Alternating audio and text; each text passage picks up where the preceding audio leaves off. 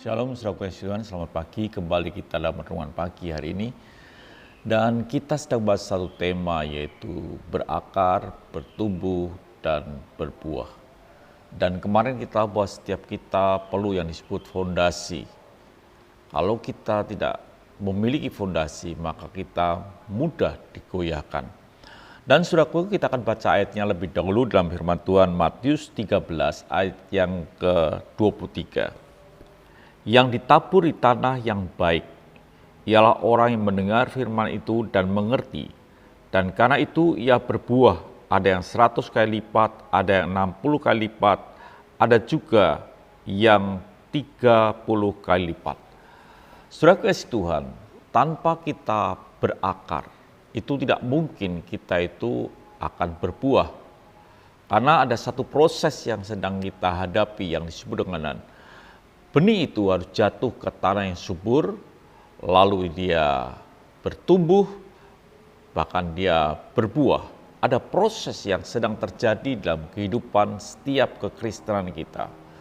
Dan kalau kita ini tidak berakar, mustahil kita ini bisa bertumbuh, apalagi menghasilkan buah. Kita perlu yang disebut berakar. Firman Tuhan dikatakan dalam Matius 13 ayat yang ke-20, benih yang ditabur di tanah yang berbatu-batu ialah orang yang mendengar firman itu dan segera menerimanya dengan gembira, tetapi ia tidak berakar dan tahan sebentar saja. Apabila datang penindasan atau penganiayaan karena firman itu, orang itu pun segera murtad. Ternyata ketika kita ini tidak bisa berakar, maka kita ini tidak mungkin bertumbuh, apalagi menghasilkan buah. Kenapa kita ini tidak bisa berakar? Firman Tuhan katakan karena benih itu jatuh di tempat yang tidak subur.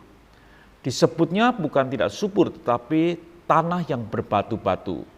Jadi tanah yang berbatu-batu itu disebut tanah tidak subur, dan itu menyebabkan bahwa benih itu tidak bisa berakar, apalagi bertumbuh dan menghasilkan buah. Hati kita ini adalah tanah yang harusnya tidak berbatu-batu dan menjadi tanah yang subur. Kalau hati kita ini berbatu-batu, mustahillah firman Tuhan itu kita bisa mengerti, berakar, bertumbuh dan menghasilkan buah. Ada hati kita penuh dengan kebencian, iri hati, mungkin kecemasan, ketakutan, banyak hal yang menyelinap di dalam hati kita. Itulah yang menyebabkan kita ini tidak bisa bertumbuh.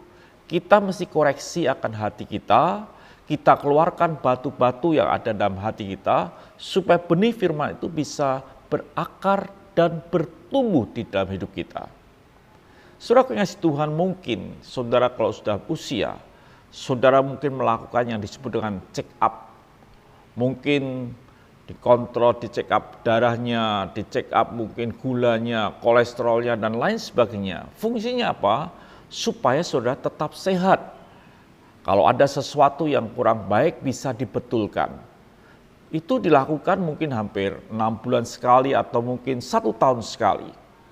Begitu juga dengan hidup kita, seringkali kita tidak melakukan yang disebut dengan check up, di mana kita mengecek hati kita, apakah hati kita ini berbatu-batu atau kita ini hati kita subur. Kalau kita cek hati kita dan berbatu-batu, ada iri hati, ada kebencian, ada dendam, amarah dan lain sebagainya, layak kita ini harus menyingkirkan supaya hati kita ini menjadi hati yang sehat. Kalau hati kita ini sehat, otomatis saudara kasih Tuhan bahwa benih firman Tuhan yang sampai dalam hati kita, yang kita dengar dan pasti kita bisa mengerti, dan firman itu bisa berakar dan akhirnya bertumbuh dan menghasilkan buah. Itu yang harus terjadi dalam hidup kita.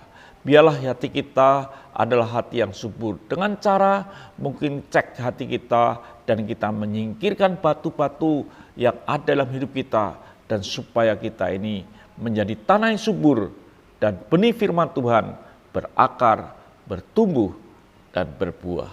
Tuhan memberkati. Mari kita berdoa. Terima kasih Bapa untuk pagi hari ini. Biarlah kami ini adalah hati yang subur yang membuat kami bisa bertumbuh dan menghasilkan buah. Haleluya. Amin.